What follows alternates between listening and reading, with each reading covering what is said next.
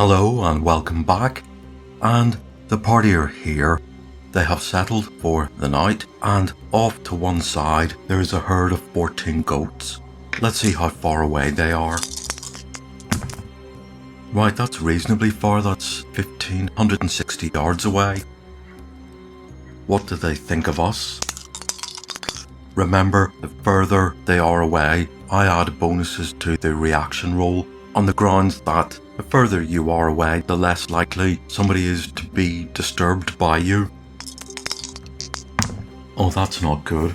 I would add 1 to that, and that's a 5. Possibly attack, roll again. Right, so they start bleating as goats do.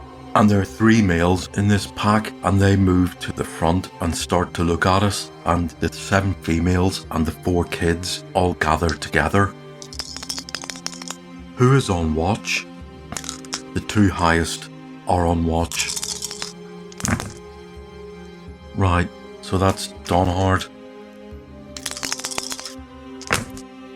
and Liz.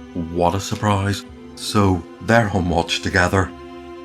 And let's do a second reaction roll for the behaviour of these goats. There is good food on a goat. Donhard is urging Liz to shoot one. She thinks they look a bit mad and wonders what is happening with their behaviour. Right, and she advises Donhard to get a shield ready. And that's 6 plus 1 is 7.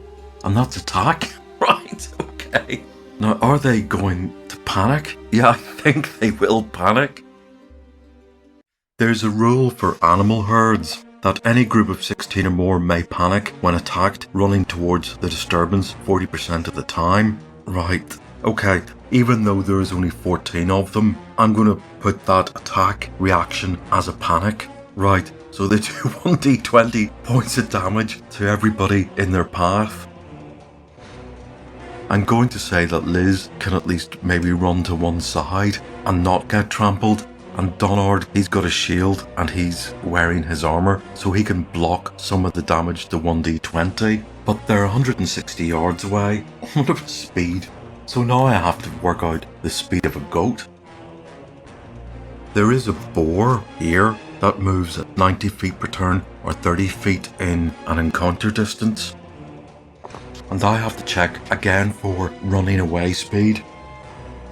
I'm going to say they run at the same speed as a boar, like the 90 feet per turn or 30 feet per combat round. That becomes 90 feet per combat round when running. They are 160 yards away, so 160 times 3 is 480. Divide that by 9 and we have 5. We've got 5.5 rounds to get to the party. That's enough for Liz to try and move to one side. It's also enough to shout at others to get them to wake up. 5.5 rounds is 50 seconds. That seems... Hold on, I got that right.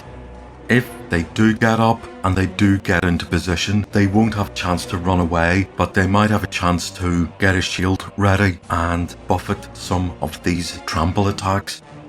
Malin will be hiding behind Gareth and Carrick and will take 1d10 damage. For Liz, she's out of the way. Donhard is prepared. He was on watch. He takes 1d10. Everybody else takes 1d12.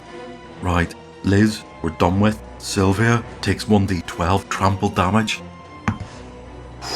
Boy, right, she's down to 11. She got laid on her ass. Gareth, no way. He's down to 27. He got bowled over.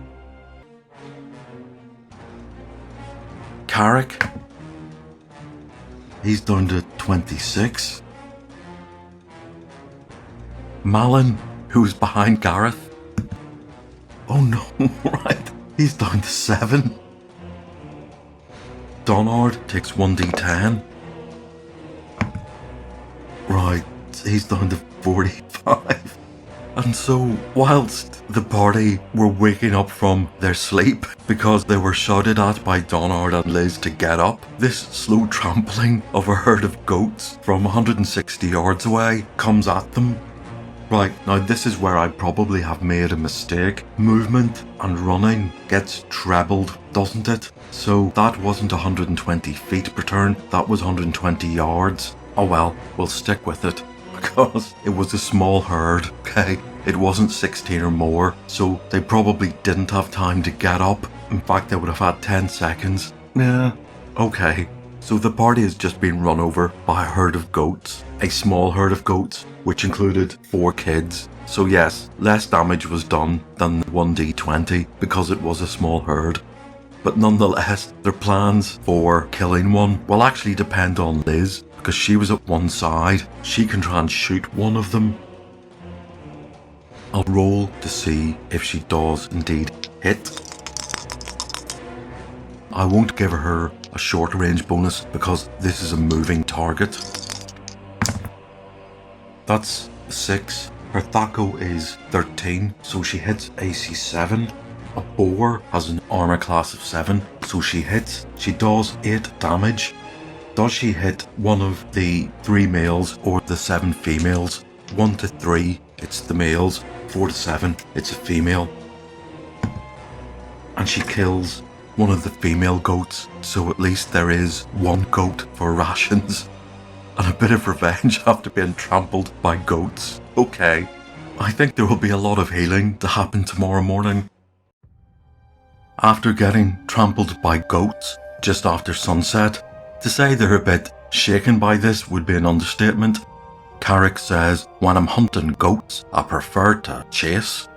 Well, actually, we can use the Staff of Healing, which has not been used for some time, on everybody. Then they can go back to bed again, wake up a bit later, and use the Staff of Healing again. Alright, we'll start with Sylvia, who's on 11. Right, she's up to 15. Malin, who is on 7. He is up to 13. Carrick, who's on 26. He's on 32. He's back up to full health. Donard, who's on 45. That's 5. He's on 50. And Gareth. He's up to 32. We might as well cast some Cure Light Wounds spells, and again replenish all of that when tomorrow comes and it's time to rememorize things. So Sylvia is going to use her Cure Light Wounds sword upon herself. She's back up to full. She's up to 21. Donard is going to cast on Gareth. It's another 4 points. He's up to 36. And we'll give Malin a cast because even though he's only 3 points from his max, 16 is not a big max. Yeah, and he's back up just to full health. So the only people who are slightly injured still is Donard, who's on 50 from 51, and Gareth, who's on 36 from 39. Well, the goats have run off, and there's a dead goat with an arrow from Liz stuck in it. So it's just time to rest up and go to sleep. However, Donard is coming to the conclusion that he needs to switch up some of his spells. And considering it's unlikely to meet any mages in this wilderness, he's going to swap his silence 15 feet radius, which is level 2, for a spell we haven't used before, which is Speak with Animals. And cleric only, duration 6 turns, allows a conversation within 30 feet. When this spell is cast, the cleric must name one type of animal, such as bats, wolves, etc. For the duration of the spell, the cleric may speak with all animals of that type if they're within 30 feet. The effect moves with the caster. It's normal types of animals only. Intelligent or fantastic creatures are not affected. The creature's reaction rolls are usually favourable, +2 bonus. Now Donard has a 4 charisma, so it's a -2 penalty. That cancels out. And animals can do favours for the cleric if possible. And the other thing is, in the several days it's taken to get here, Malin and Sylvia have cast Read Magic on the spellbook that belonged to the evil magic user. They have, where appropriate for their own level, copied those spells into their books. So morning has come, the sky is clear, they're close to the head of this river, and in front of them they can clearly see the volcano rising several hundred feet above them, and it's a bleak, barren, rocky surface they have to climb, and the top is covered with snow and clouds drift over it. Liz starts shivering because the air up here is much colder than on the jungle floor, and they realise they're not really wearing much appropriate clothing, especially for climbing higher altitudes. Malin actually says to the rest of them, I wonder what day it is. Here we have the old calendar from the Night's Dark Terror, and that adventure ended roughly in the month of Claremont, which is June. The party spent some time in Threshold, they spent some time travelling to Specularum and staying there, and they set off for the Isle of Dread at what we would call the end of August, which is the month of Fairmont here. By the time it took them to get to the island and all the adventures they've been into, it's probably well into October, and even this far south there is a slight drop in temperature as well as due to the altitude. So Carrick, who has more experience of mountains than the rest of the party, does tell them that it will get mighty cold up there, and if they're going to be climbing, they'll need at least to protect their hands from any frostbite or they might slip. So that leaves them with the problem that they're going to have to get some kind of fur to act as a cloak. Right, that means they're going to have to go hunting. What I have done here is I have shaded in an area of the map, and this area is largely clear, apart from these little trees here. So this is a plains area. It means if they move through there, they won't get lost and they can move quickly. They won't get lost here because they have a river. They can see over the river to the volcano. They're just going to look for a herd of animals, or maybe some animals will come looking for them, and they will face them off. Sylvia has haste, Malin has fireball. So look at wildlife of the plateau. Here we come. So they're going to move in this direction for 2 hexes and then move here. That's 1 turn. They've moved 3 miles, and in a forest they can move 12 miles per day. They're moving slower to not get lost, so they're moving 9 miles per day. They can do 3 of these in a day. That's the first one. Did they meet anything? They don't. They're going to head in this direction. Well, they want to head in this direction. Do they get lost? No, they end up there. Their second hex, they want to move here. And they do. And they come to the edge of the forest and they can see a clearing. Herd animals tend to wander plains rather than hide in forests. So this is good news. They're going to move on to the plain. And that's their 6th hex. Every 3 you roll for a wandering monster. There isn't anything, and they're on these plains. This means they won't get lost. They can move at full speed, which is 18 miles per day. If a day is roughly 12 hours long between sleeping and resting and eating, and also considering they had to sleep in last night to recover from being trampled by goats, they have 3 hexes to go. So they're going to move into the plain and end up here. Did they encounter anything? They don't. So they're going to bed down for the night, and it's the usual wandering monster at night encounter. And there is something. What is it?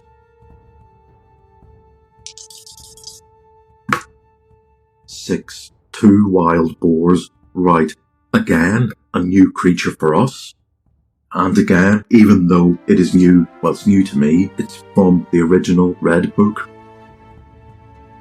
A boar, armor class 7, hit dice 3. Wild boars generally prefer forested areas, but can be found nearly everywhere.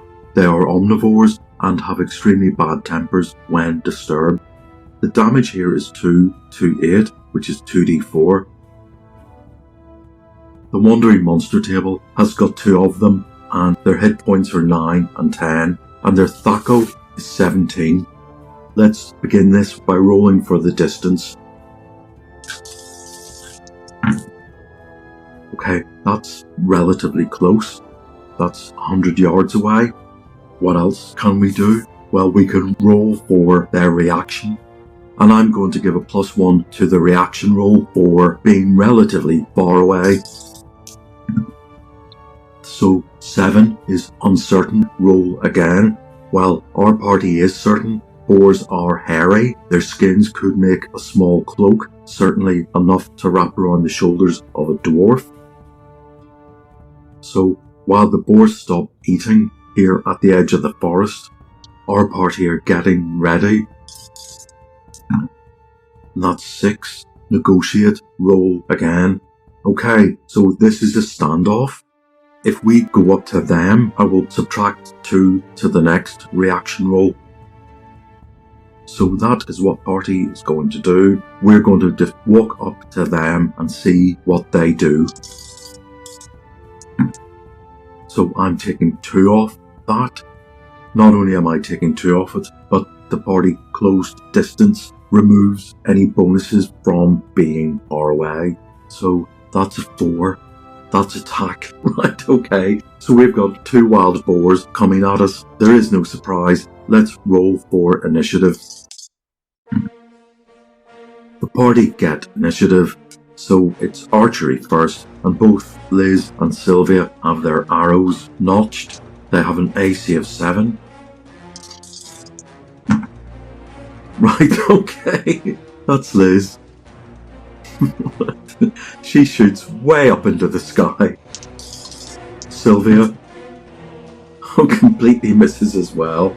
Magic. Malin will not waste a fireball on 2 enemies, but he probably will try a magic missile. Right, and that's 7, that's 9, plus 3 is 12, and that is one of the boars dead. So there's the second one left. For the melee distance, they're going to continue walking towards the boar. The boar is charging at them. It's going to take the 90 yards to cover the distance, so we'll move on to round number 2. We get initiative. We're in melee with this boar. Let's do Carrick first. His melee Thaco is 11, so he hits armor class 6, and he, with 1 swing, kills that boar. We have 2 dead boars, and it's the evening, so we can make a campfire for the evening and skin them, cut what meat we want off them, and hang the skins up to dry. Perhaps we can use this as a camp for the day to see if we can get more skins. So that's the end of this day. Right, here is my little spells board that I use, and as you can see, the list is growing as the party have leveled up. One day this won't be big enough. Malin and Sylvia have really not changed very much, but Donard has taken away his old persons and replaced them with speak with animals. Here's hoping some have something to say. We killed those 2 boars before we could have a chat with them. And the next part, I can't believe this. Donard is level 7. He's been level 7 for some time. And it was only when I was reworking this that I realised he has got 3 level 1 spells. For the whole of the last, I don't know how many sessions, 12 sessions more, where he's been level 7, I've only ever had 2 Cure Light Wounds. He could have had 3 all of this time, of course. So he has added Purify Food and Water as another first level spell. And as always, it's good to take a look at a new thing. Right, Purify Food and Water. This spell will make spoiled or poisoned food and water safe and usable. It will purify 1 ration of food, either iron or standard, or 6 water skins of water, or enough normal food to feed a dozen people. If cast at mud, the spell will cause the dirt to settle, leaving a pool of pure, clear water. Spell will not affect any living creature. This I don't get. It will purify 1 ration of food, or enough normal food to feed a dozen people. What is the difference between a standard ration and normal food? I know an iron ration is food which has been dried and preserved, but I thought a standard ration was normal food. Okay, so if anybody can clarify the difference between normal food and a standard ration, I'd be grateful. But we could have used this quite a lot. So for example, if you find some food that's been left over by some hobgoblins and it looks really distasteful, if you cast this upon it, it would have purified it. But enough of that. The party have killed off 2 wild boars. They have skinned them. They have hung the skins over a rock to help dry them out. And they are of course making use of the meat. And as you would expect, all of this activity has attracted predators. So there's a price to be paid for this indulgence. Instead of trying to hunt for animals, the animals seem to have come towards us. And here we have 12 direwolves have circled the party. The party are in this niche of a rock. This is the morning. The killing happened in the night. They skinned the boars at first sunrise and they're cooking boar meat for their breakfast. And it doesn't take long after spells have been memorized and meat is being cut for these wolves to have smelt it, formed a plan. Direwolves have some kind of intelligence. And here we are here. Direwolves are larger and more ferocious than normal wolves and they're semi-intelligent. Okay. So they have formed a circle around the party. Right, and of course they have made their presence known. We have heard the howling in the forest. 3 of them are standing on top of this rock, with the sunrise glancing off one side. It's given everybody enough time to get themselves ready. There is no surprise. Let's roll for initiative.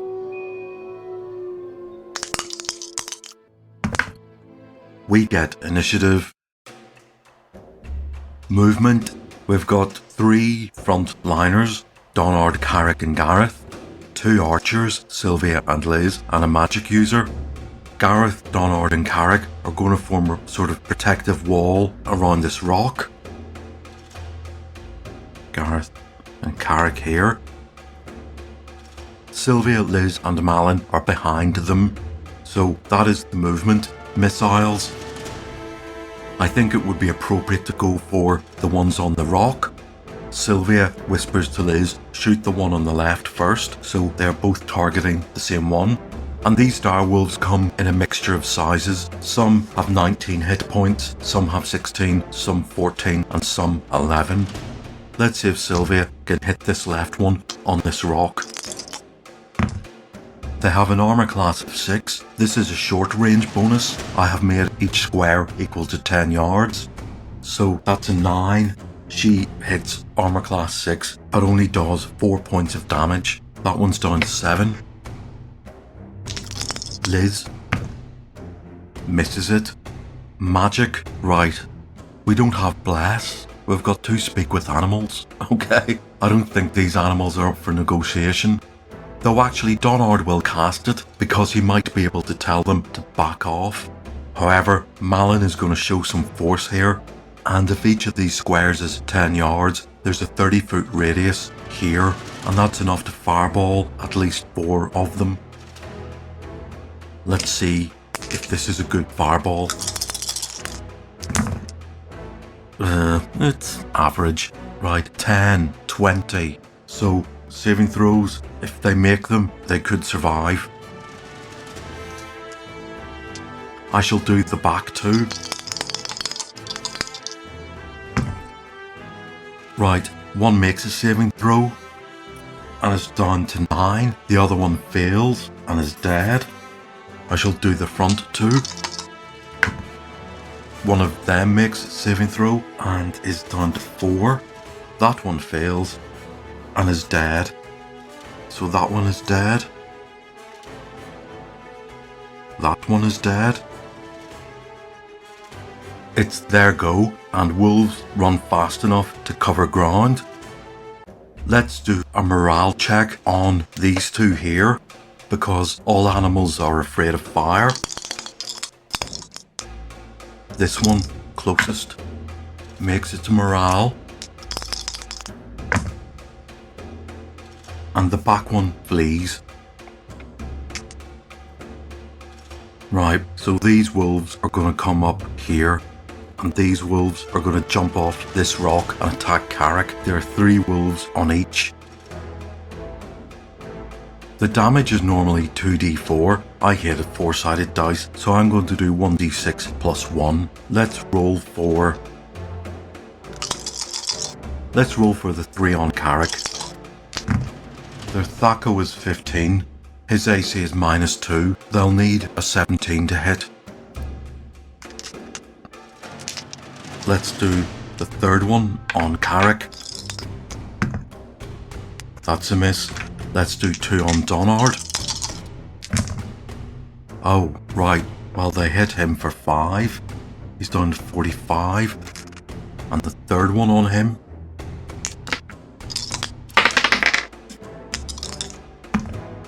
Misses. And 3 on Gareth. So they only need a 14 to hit him. Both of those miss.